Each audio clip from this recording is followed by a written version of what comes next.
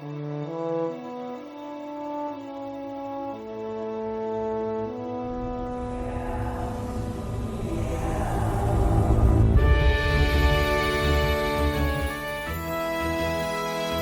Ryan. Hello, Rachel. I hated it. What did you hate? Almost everything. Of what? Of what? Of Section 31, the movie.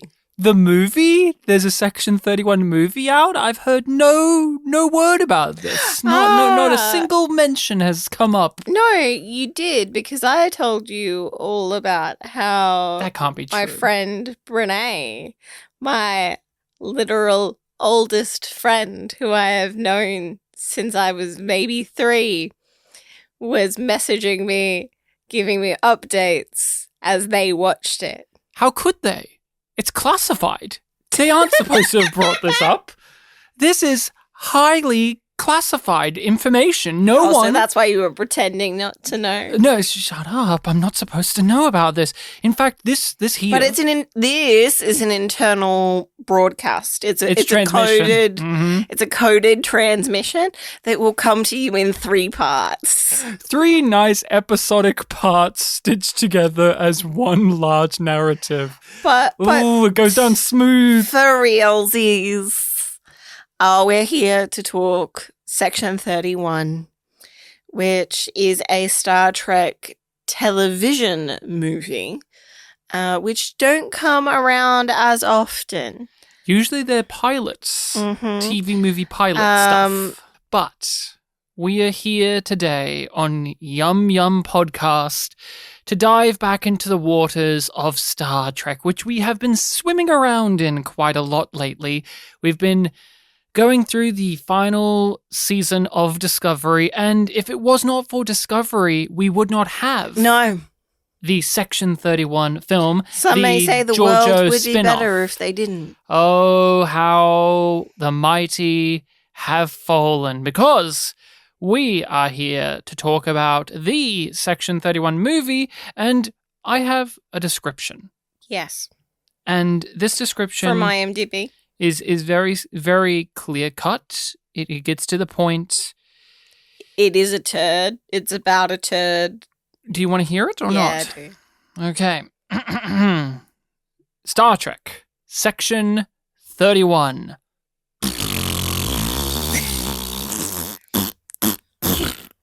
Sorry, I don't think you're getting the inflection quite right. It's not wet enough. Oh, and I forgot, shit. It's weird that they included that. I was on the right track. And what is your opinions? What are your thoughts? What are your reactions to Section 31? Well, I think my first note sets a tone, which is I hate it already because it exists. I had no interest in this concept. It is a piece of media that I just look at it and go, that money could have done so much good in the world. And yet it is here, having helped make this. Hey, it also helped Jamie Lee Curtis buy a new boat. That's important, Rachel. That's very important to everything. Of course. But that's a secondary effect, right? That's not my thoughts about the movie itself. It's about the impact. And you always want us to stay with what the product is doing, what the film and what is, a product what it is. It says, what it does. You use the word product, and that's what this is. All I could really get from this is the cynicism. This is the makings of a project from people who just want work, people who want to keep an IP active and alive. This is a reaction from the people creating it to be able to put out something. This isn't made with any love or intelligence. This is garbage. This is stinking hot garbage with very little redeeming qualities, if any. And we knew that walking in because it was already chatter about like, this is the worst thing that Star Trek has ever put out. And I still wasn't expecting it to be as loathsome as it was. Yes. I think that there is, more than just the humor of calling this thing a piece of shit. Because genuinely, I believe that it is a waste product of this franchise.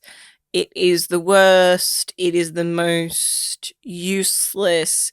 Everything has been drained out of all of the nutrients, all of the potential interest has been drawn out of all of these ideas long before it came to our screens.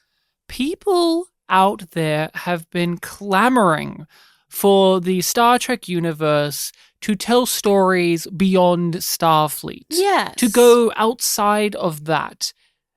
But this shows us that perhaps that's a dream that's best not brought to reality.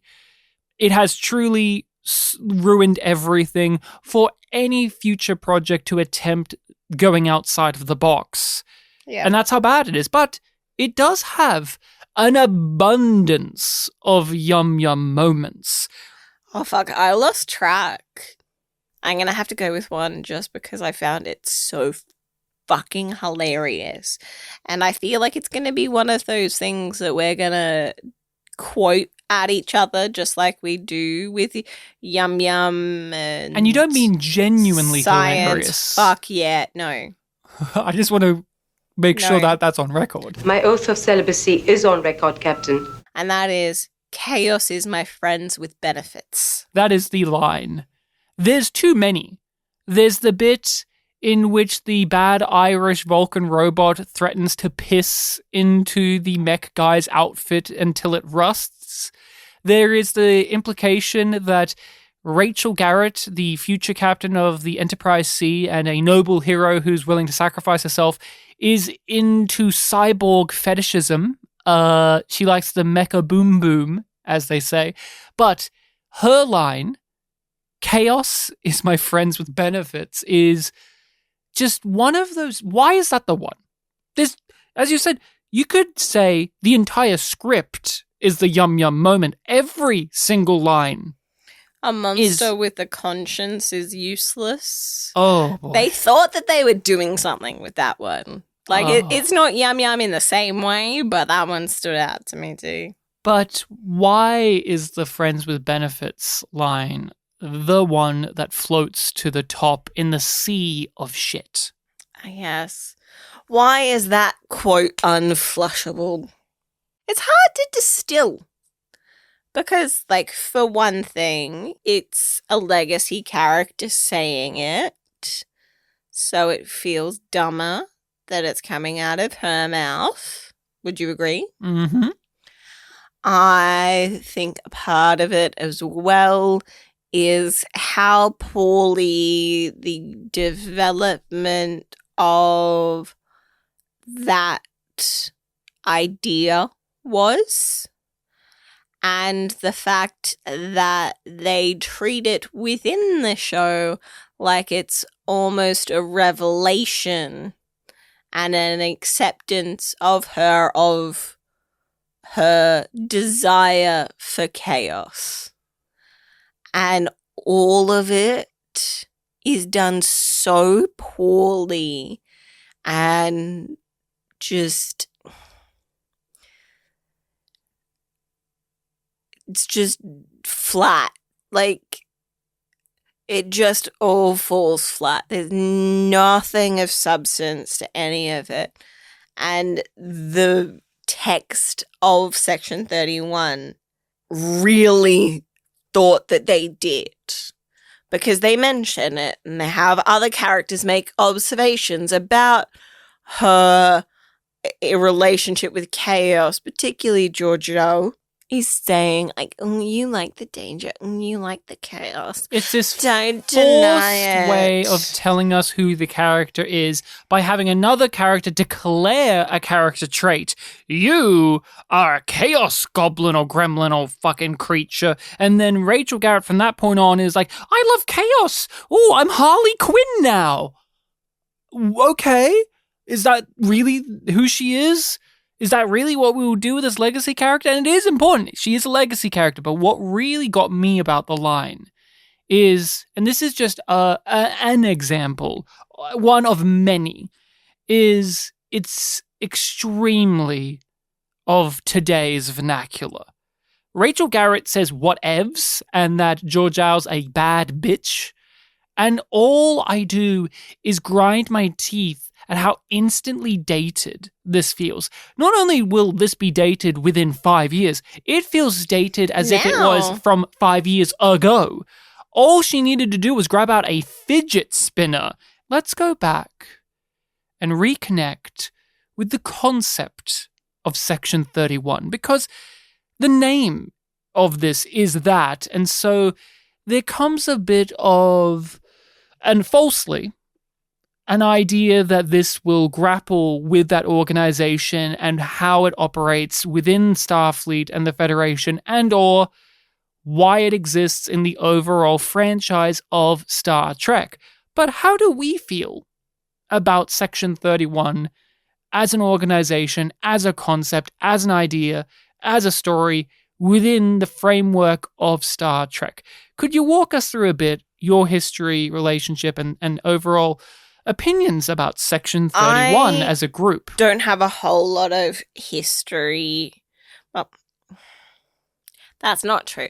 I do have history with Section 31, but I haven't engaged really with the episode from Deep Space Nine where it all began. I've engaged with it through Discovery. That's it. And I don't care for it. I get why they did it from what I've heard about the episode with Bashir. Episodes. It's like 3 or 4. I get why they put it in there. And I get why New Trek is obsessed with them as a concept. But I just don't care. And it's not because I really need Star Trek to be optimistic and utopian. I don't need that. I prefer that, but I don't need that for it to be a good idea or a good concept, right? But each time I see Section 31 stuff, it feels like people from within going, look at us being edgy. These are the bad guys.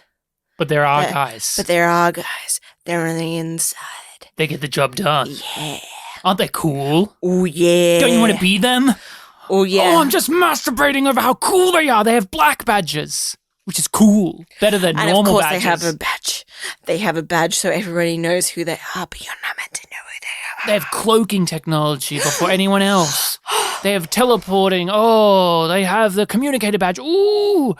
But what is your understanding of what Section 31 is, and how has it been told to you throughout what you've seen of Starfleet? They're the sort of espionage and counter-espionage and doing the shady shit so that Starfleet can continue to look pristine and for the Federation to continue on ticking and continuing to expand. I've always hated Section 31. I have obviously watched those Deep Space Nine episodes.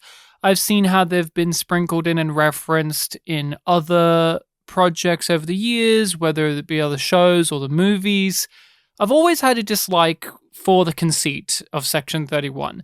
That's not to say I am blind to why they are here and the intent of them in Deep Space Nine, they serve multiple functions. Obviously, the most bare bones is what you said. Like, that is the function. But when you talk about in terms of story and themes, they are there to be challenged. They are there to be shown that idea, that this almost reliance on the militarism and the nationalism and the counter-espionage stuff to operate as a society is false, and that it just feeds into itself. And it also acts as a great way of testing the moral and ethical boundaries of not just the Federation, not just the concepts of Star Trek and what you can do, but specifically of the characters who interact with them, i.e. Bashir. Discovery, jump forward, is all about the aesthetic, all about like how cool they are, how sexy they are. Oh, aren't they dangerous? Aren't they James Bond? You said MI6, I think CIA, where they're the type that go in to these countries, destabilize them, put in a tyrant, and then go on to the next thing, and on to the next thing. And we've covered it on Discovery. What is the commentary that modern Star Trek has garnered with Section 31? I can say I've never liked Section 31 because it was a line broken for me with Star Trek's utopianism and boundaries. I can appreciate the writing and the acting of Deep Space Nine with the Section 31 story, but I just don't like the fruit that this seed was bearing. And everything that's come out after it is not at all a surprise to me. The pushback that I always felt and that I always saw for Section 31 even existing, that's what we're actually trying to make here. We're trying to show that the extended Star Trek universe, actually, Section 31 is an integral part of it, as the Federation in its entirety is. I will piss in your suit until you go all rusty like. And you cannot escape. Every single frame of this feels like they've condensed a season of a show. This follows the same structure as a season of modern Star Trek, where we have setup of our crew of characters, a MacGuffin, the reveal of the MacGuffin, a villain, a scavenger hunt for clues. We go planet hopping, we go ship hopping. That's even more obvious currently doing the watch through of Discovery. It's like a Discovery season on Fast Forward. And I'm relieved in a weird way, but it shows the foundational cracks of the current structure of how they tell stories in these shows, where it's just rinse and repeat. It's the same, but you just change some of the little details around. But here it is, Rachel. Here's an episode. Well, here's a season crammed into 90 minutes, and it just has all of the same flaws of the seasons we've seen of Discovery and Picard and so on, but they're all just one after the other, scene to scene, line to line, moment to moment. We're speedrunning it. Yes. And it's like, I appreciate you wasting less of my time, but also this is weirdly stressful to watch. It's just sad, isn't it? That we've come to this point. And some people are happy to have it. I don't know those people. I don't know those people, but I know that they exist. I know that they exist. But it's like the pre-production and even from the conceptual level, like flaws for me are there. Like, but then you get to the fucking direction and post-production of this shit show. And there's so much ridiculous CG in this fucking TV movie. And it looks bad. And it looks cheap. Because they spread it way too thin, in my opinion. Yeah. They just got so much being thrown at the scenes. And you know what? If it had been spread across 3 episodes, maybe the artists would have had time to do a proper job. It looks abysmal. There's no sense of scale. Everything feels isolated. The actors are clearly working during the COVID times, and they're all spaced apart perfectly as they stand in a circle and exchange quippy lines. I can forgive that because I understand that that was the pressures they were under. But it's the usual Discovery level bad direction of spinning the camera, constantly shaking it, movement. But the thing that stood out to me, and I want to get your opinion on this, is the editing is almost like you've entered hell itself, because they are cutting together so much stuff. Like, you know that they have so much material and they're just trying to put it all in there. They're trying to put it all in. Yeah. To the point where when we were watching it, there was a point where I paused it and rewound it because I didn't understand the physical order, like the order of the physical movements that a character did. Because I was like, how did she get from there to there, and what did she do to get that person from there to there, and why is that happening now?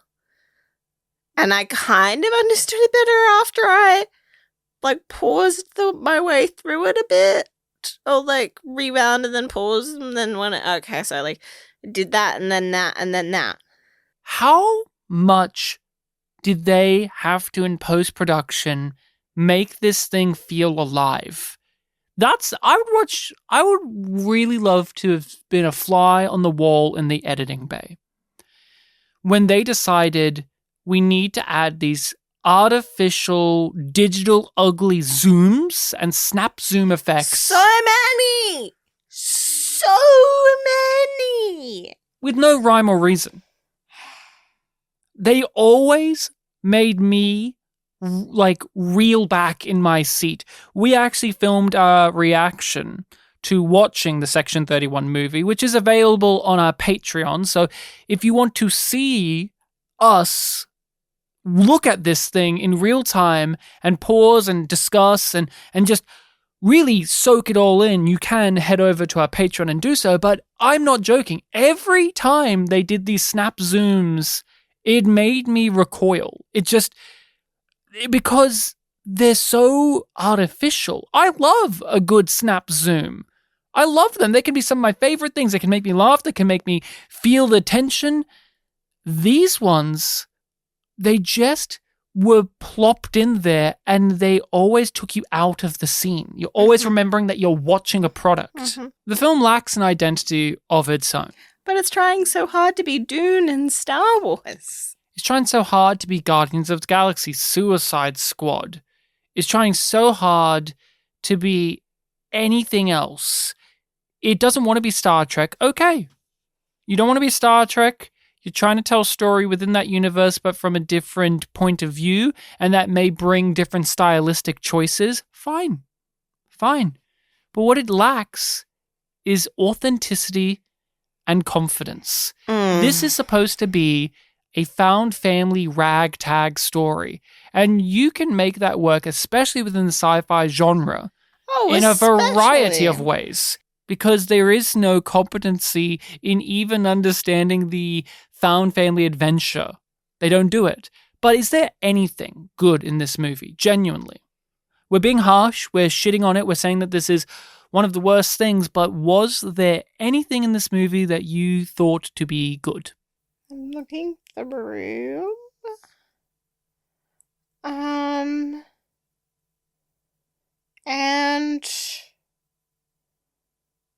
no. No, nothing that's just a straight that was good. Not even a straight that's okay that I can think of. And just things that I thought were kind of fun to make fun of, like the idea of the Hunger Games for Emperor, where apparently that was how they were deciding who became emperor, and that's how Giorgio, found her way to the top, which I think has been referred to, but we get to see it in this. But just that concept, she's eaten more eyeballs. She's still a cannibalistic bitch. French. Yeah. She's French now, She's French. Georgia. The awful accents. What you talking about, Rachel? It's just me. I'm a little Irish boy. Oh, you don't want to use the example of his wife at the end, too? You want to have a crack at being Southern? Oh, hello there. I'm a little Southern belle. The fact that they use the phrase chaos goblin, and it ends on a your mama joke. See, that was my one good moment, was that they had the fucking balls to travel back to 2005 and say, let's do a your mama joke to end this on. It was deplorable when I went to the cinema and paid money to see a Star Wars movie and they had Poe Dameron say a your mama joke in that. I thought it was bad there. This movie was so fucking proud of itself to end on a your mama joke. But is there anything good? You say no. Flatly no. I'm looking through it and I'm like, there's nothing that's just, yeah, that was good. Because I didn't really like the CG. I didn't like any of the characters. I didn't like any of the plot. And there weren't really proper themes. I'm always, I feel, the one that tries to counterbalance the negativity on the podcast. You are much better at finding the silver lining, especially when we're dealing with something that is this sort of low down, right?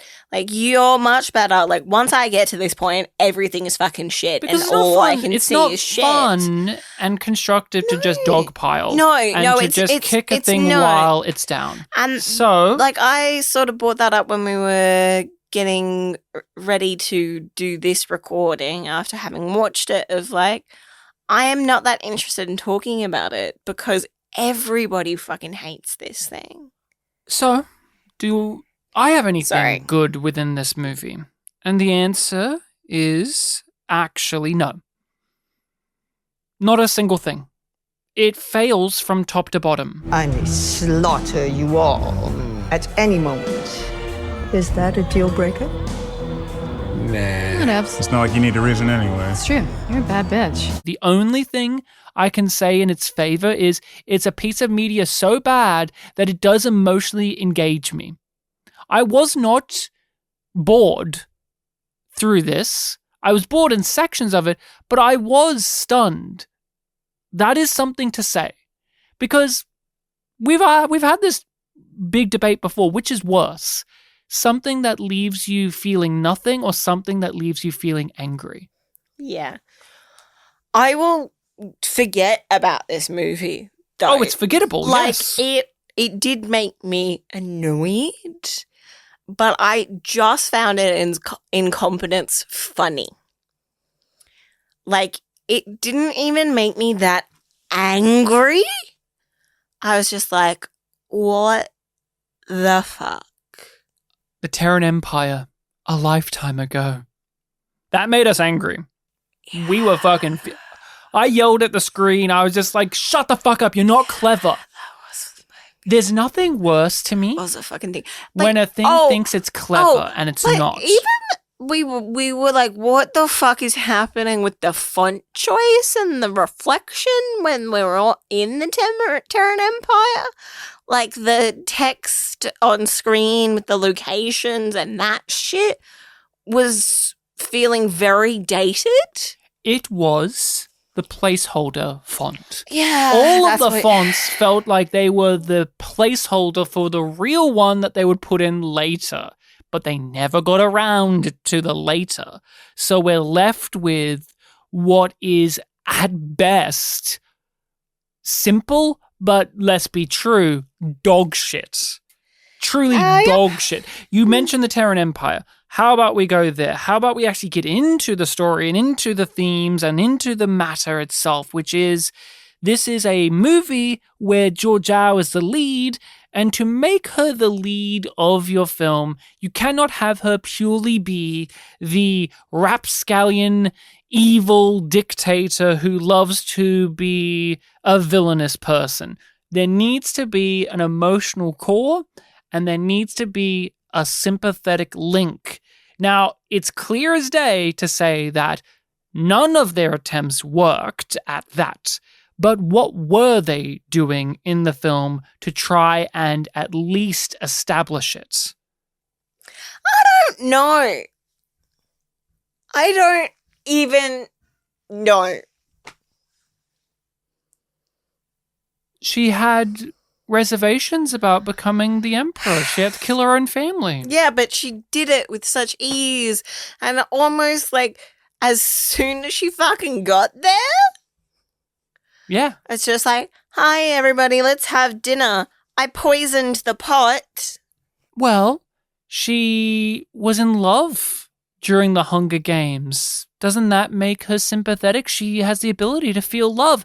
Now, did she shut it off? Did she betray him and brand him and make him a slave for most of his life? Yeah, but in the end... But that was the way of things. But in the end, she still loves him deep down. They're not just one, they're the two and they're one, and isn't that so sweet? Rachel, she created a super weapon so vile that it made her stomach turn. Isn't that sympathetic? No. No, it's not. It's not enough, and it's too late, and it doesn't mean jack shit. Did she follow through on the redemption arc that Star Trek Discovery thinks it put towards her character? Because we are not fans of Georgiou. We've never liked Georgiou. Her redemption arc in Discovery was false and unearned, but the series itself claims like we did it. Now, do you think that this film followed that trajectory, or did it do a reset? It's whatever it wants it to be. So it's like she's doing all of these evil things because she is evil, but if they work with her enough, she'll be good again. But we don't know why she's dropped back down. I was waiting for it to be like a reveal that she was actually on, like, in deep undercover. Yes. Out there, and it actually had been linked in this whole time. So she was still, like, using her badness for good. Or she is a criminal. She is like this madame that runs an empire, but she is actually taking out the real evils that are on the outskirts. Hence, Section 31 wants to team up with her. Like, she's a criminal with a heart of gold. That type of character? Yeah, she's the dictator that the CIA has put in charge. And that could be something, but not even that. Why does she join this mission? We know why after a certain point, which is she learns that the weapon is the one she made, so there's a personal investment, and then there's this idea of redemption that's argued throughout the movie. But before then, the 30 minutes before that point, why does she tag along? Why does she join them? Why does she do any of the things she does? Because she wants to. Because she's the lead character. And she has to, or else there'll be no story. There's no sympathetic angle to her. They try to have this dynamic with her and the villain. This dynamic of what could have been and what has been lost, and can we go back? Can we turn away from our past? Can we redeem ourselves? Do we keep living? That conflict was so boring. That conflict was just so nothing. Like, if you've watched or go on to watch our reaction, there is a point really early on where we're like, okay, so it's San, right? How long are they going to pretend like we shouldn't know that it's San? Most of the movie is the answer. Is he, I know you're going to say no, but can we at least have more of a conversation about this villain? That, is he any good? The answer is no, of course not. Rachel's yawning because that's what he is a big yawn. Yeah. Well, that's why I did it into the mic. Usually I try and hide it, but not today. What was your question about him? Was there anything to this guy? No. We know that he's slightly less evil than Zhou because he didn't immediately kill his family. Is his belief... I couldn't follow the plan. So we know that the Terran Empire is falling apart. They've drained all their resources. I think I know what happened. Okay. So, Sant wanted to get the God's End. Or God's Send. Oh, what a clever joke that was. Apostrophes.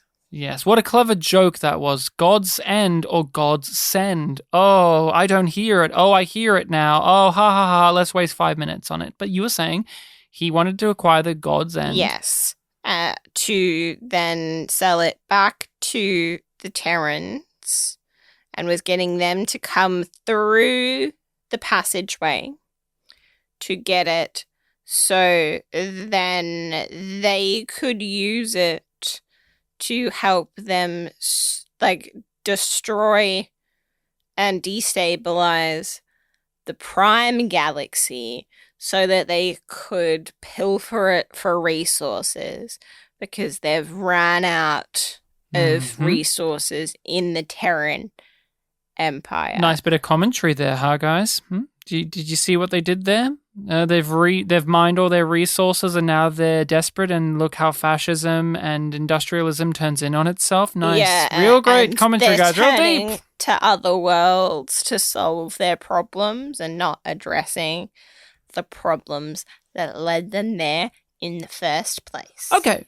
But what was this moment he had towards the end where he said his belief was that if he was put in charge of the Terran Empire, he could work it to be good? Like, that was something he was talking about. Yes. Like, he had this belief that she was the bad leader and that she led them to doom. But his corrupted plan, them even more. But his plan is just to perpetrate the same thing.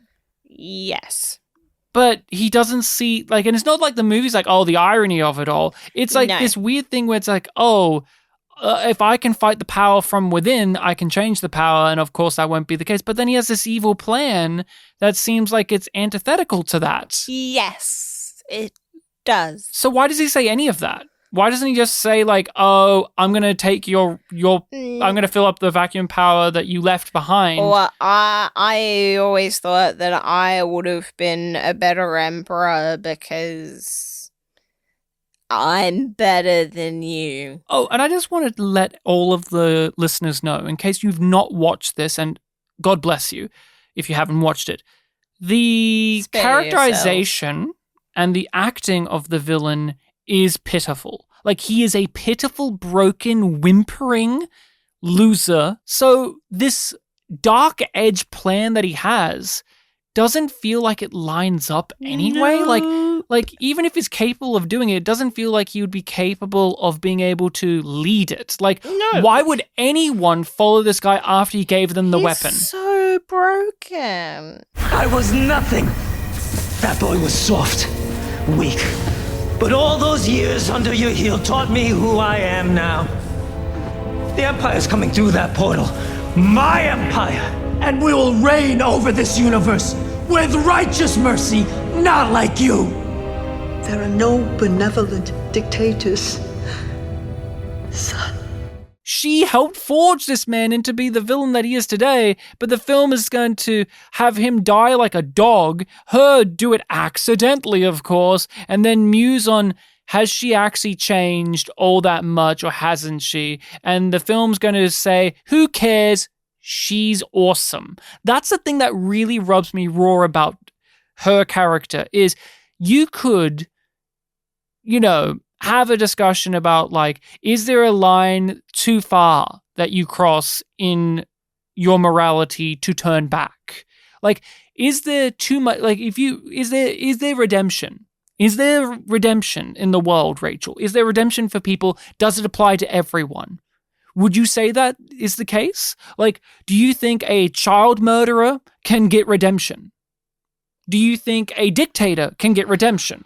Do you think that, or do you think, like, there's a point where it no longer applies or it cannot be achieved?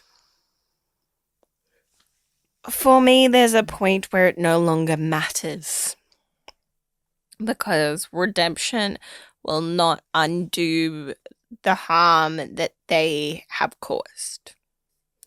Like, I believe everybody is capable of being redeemed, but I also believe that the majority of people who are deemed irredeemable are not looking for redemption. You have to be willing to seek that and do penance, or at least internal introspection to begin that path towards redemption.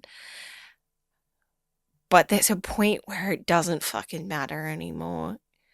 And it like, what you have done is so heinous that it is just, it's beyond reckoning with.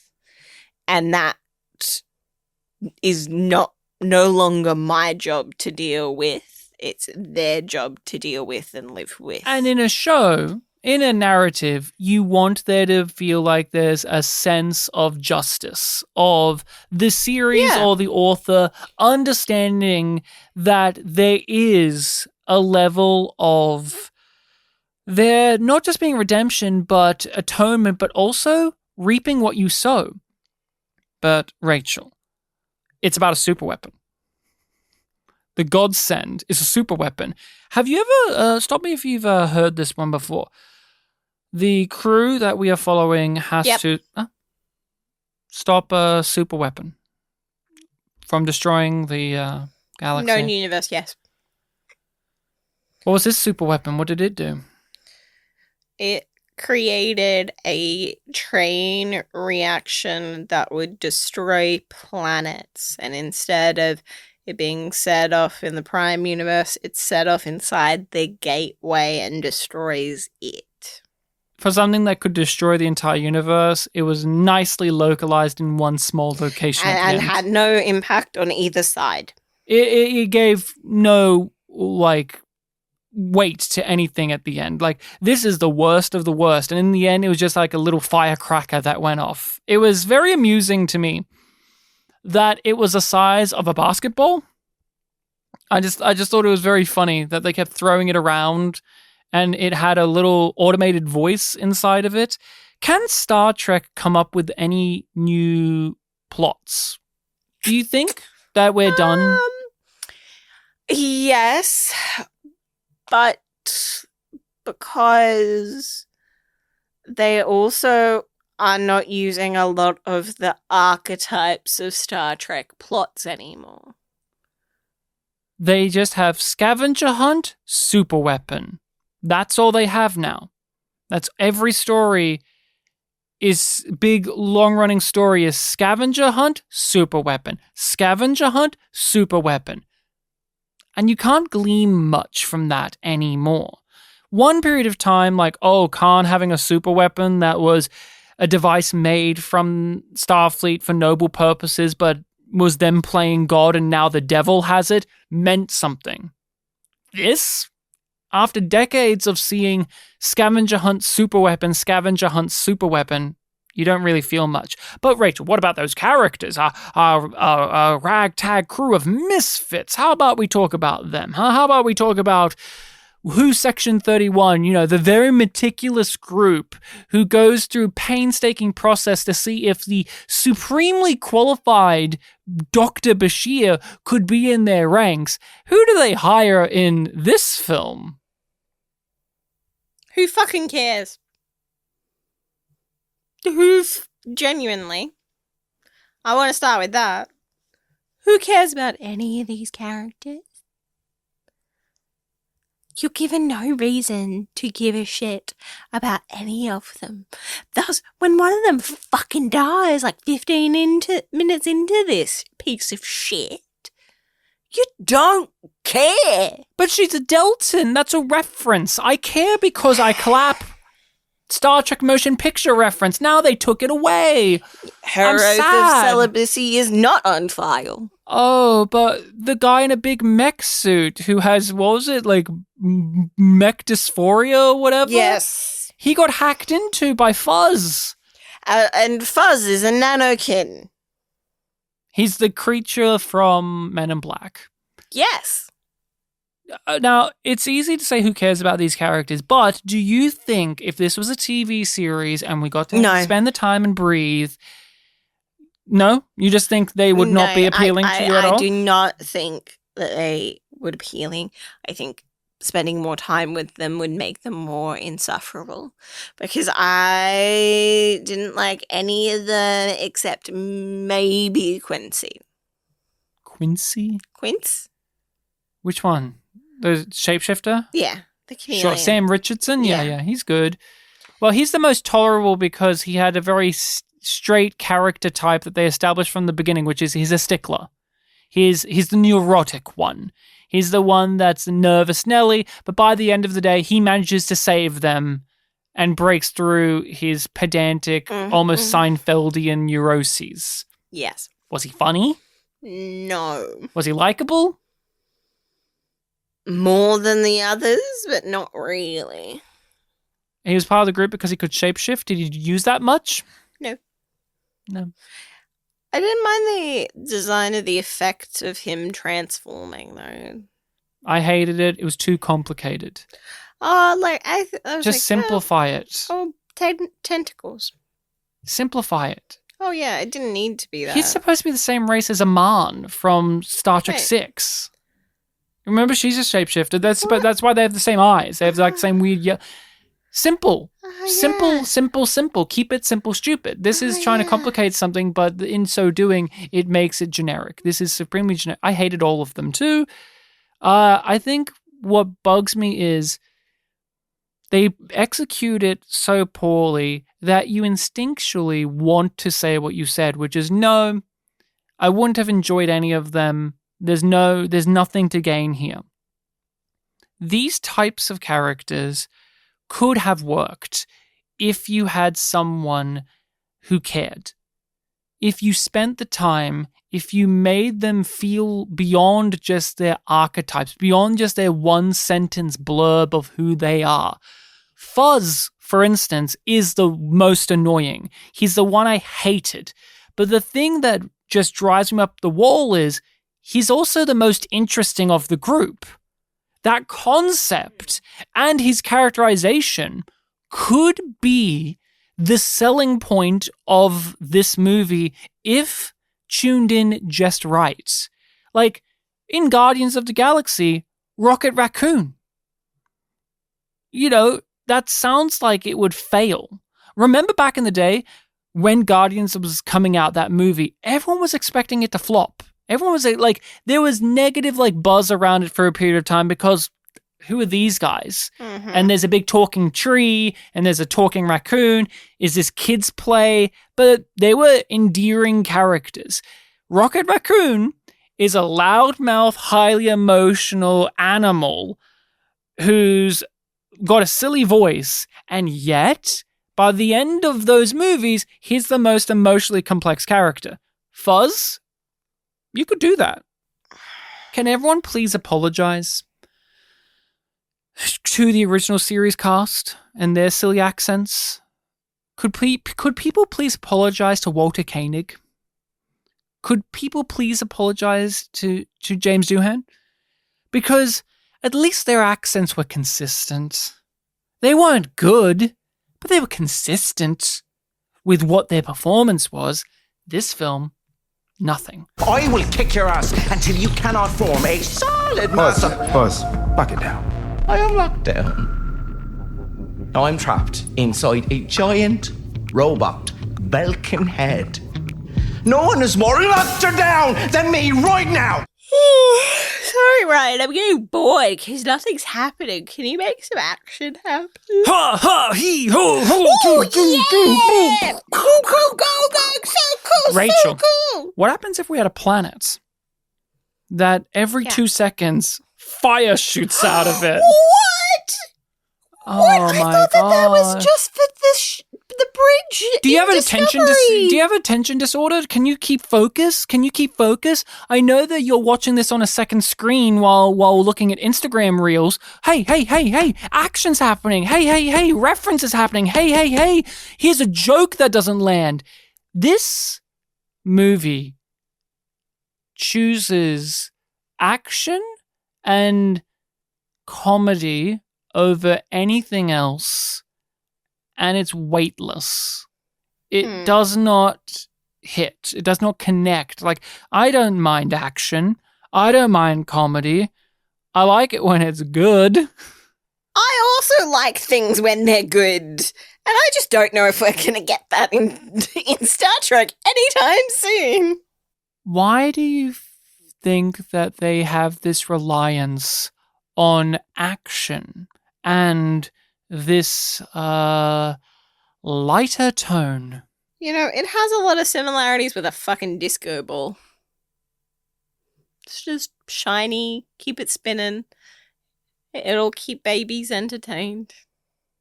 I don't have anything more to say about it. Because there's so little here. Like, there's just nothing of substance when it comes to the action. The tone is just consistently at this high-pitched, high-octane level to the point where it becomes meaningless. And it's just droning. I know that there are people out there who like action, but I think that they are much more action-orientated because they don't know how to write a script that goes to the length of an episode or to a movie, so it's padding. It's padding. For something that is cramming episodes and episode plot lines, they feel like they don't have enough material to sustain 90 minutes. So we have action. And I'll just say it. They think we're dumb. It's dumbing down.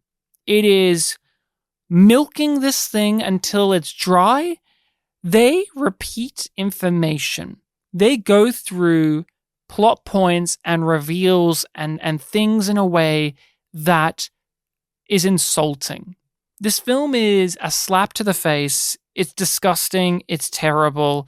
It's loathsome. It's so many other things I can say like that. But it thinks you're dumb.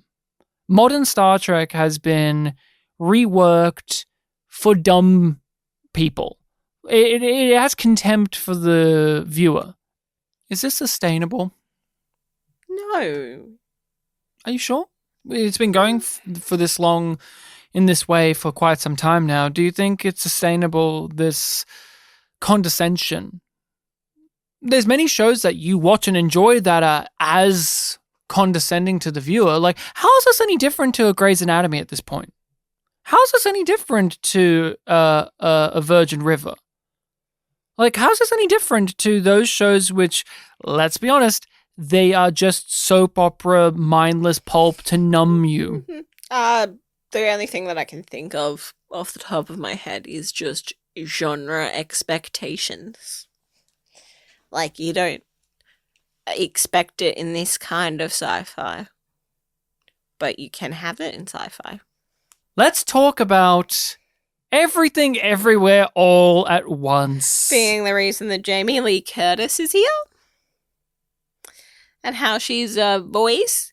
And then she does actually appear. So she got paid for 2 days of work. One, let's be honest. Everything Everywhere All at Once is a major contributing factor to this film's existence. That film I enjoyed. I liked it. But now it's a half star. because it made it possible for this film to exist. And it made it so that I'm here today looking at Section 31, and I'm looking at Michelle Yeoh bringing in Jamie Lee Curtis to embarrass herself for money. And I have to applaud Section 31 for making me hate another film while also hating it. So, thank you, Section 31.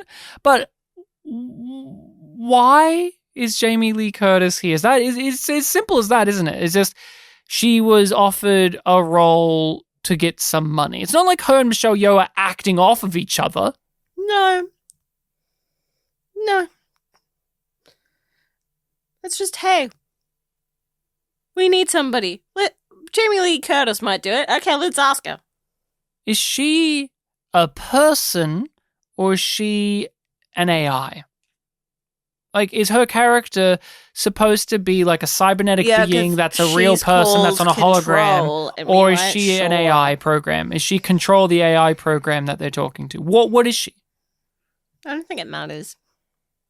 That's the brilliance of it, is we can raise these questions about like canon and lore and these even these simple things of like, what is this character supposed to be? And the true answer is you don't have to think about it because they didn't think about it. There is no answer. Now, why would they bother, Ryan? Why would they bother? Why would they have anything to fucking say at all? Do they just do it? Is it just for money? It's just for money. Do they not feel ashamed of themselves that they put this out there and it not only is soulless, but it actually detracts from the integrity of the brand? Like, do they not see that? Like, when they're watching the dailies, when the director's standing there and he's flipping the camera, they all think it's... It just matters that there's more. There's more Star Trek. There's more product. There's more slop. And it'll make more slop. And we'll spend more money to make more.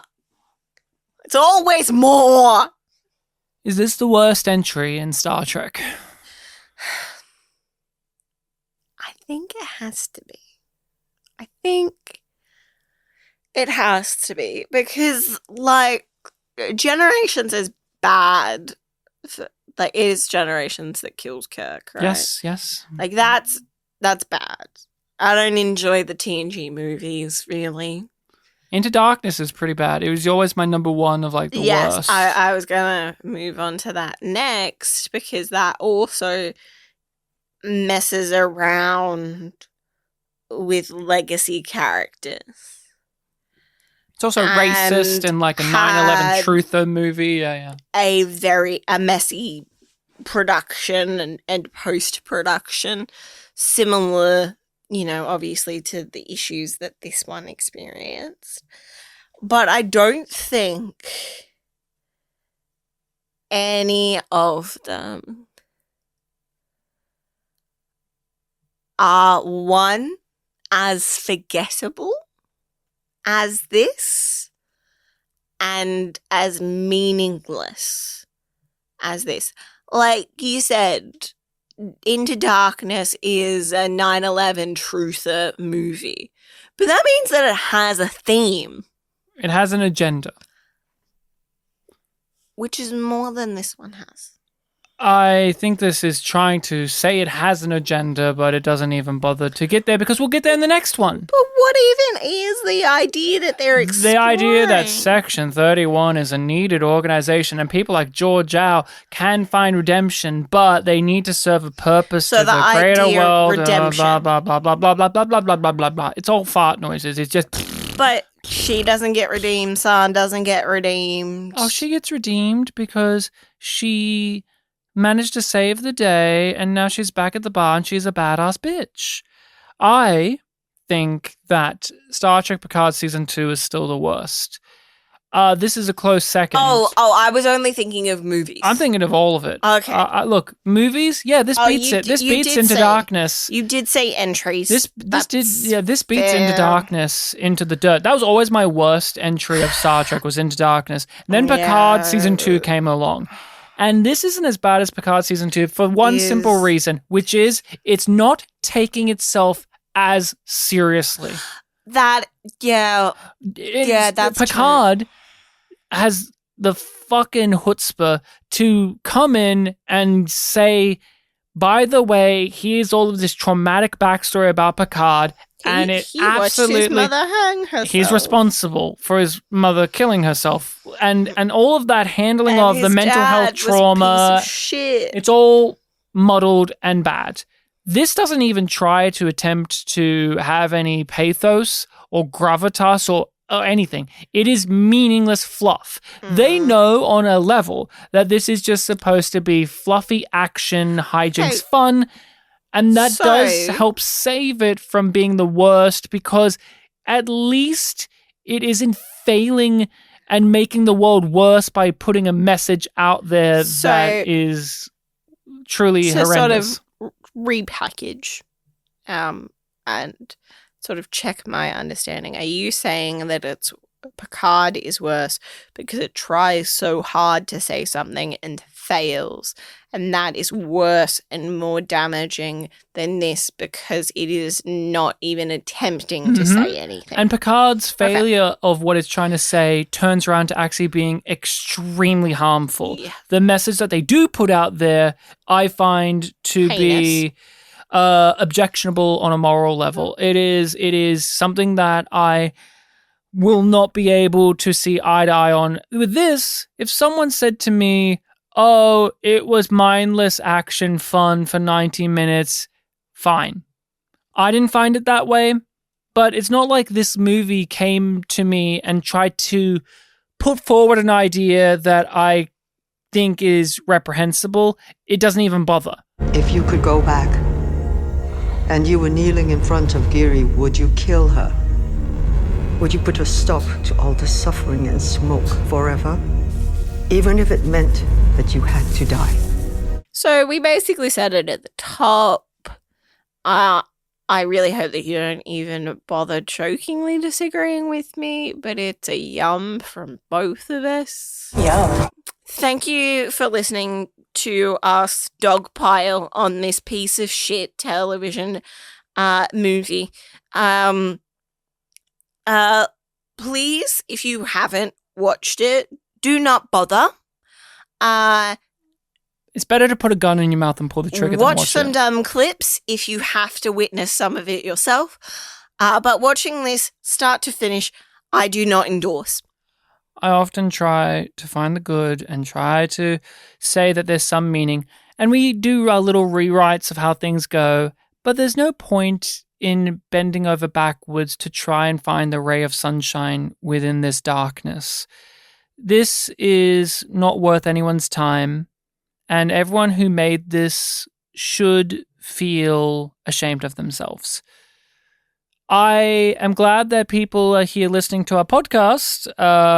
Thank you for tuning in. If you enjoyed this episode and have been enjoying the pod, please give us a 5 stars or a nice review on your podcatcher of choice.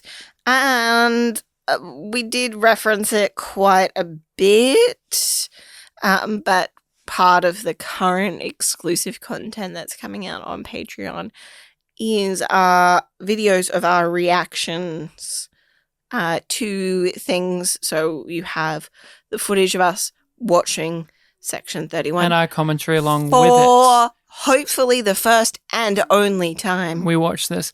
But we have so much other content that you can find on the main feed or on our Patreon feed. We're not always this vile and venomous. If you want more laser-focused reviews, please check out what we're doing when it comes to going through each episode of the final season of Discovery, as well as so many other things we've talked about. Babylon 5, Space Above and Beyond, The Expanse we did as first-time watchers. But that is all. I've got to go, Rachel, because I got to get out of this hell, so I don't care what you've got to say. I got to inhale some drugs and then cough out like tinsely, fluffy drug CGI effects really out of my mouth. Meant to be extinct. Oh, and one of the things so hard to find. One of the things I didn't think there was any left. There was a yum yum moment that we didn't say. It was a physical moment, which is when Michelle Yeoh was given complete free reign and no one said no to her, which is to make a scene exciting that was exposition. Flip over She did a a little leg flip, spin, pirouette over a table to then give more exposition. It wasn't an action scene. Nope. It was just a scene of her being wacky.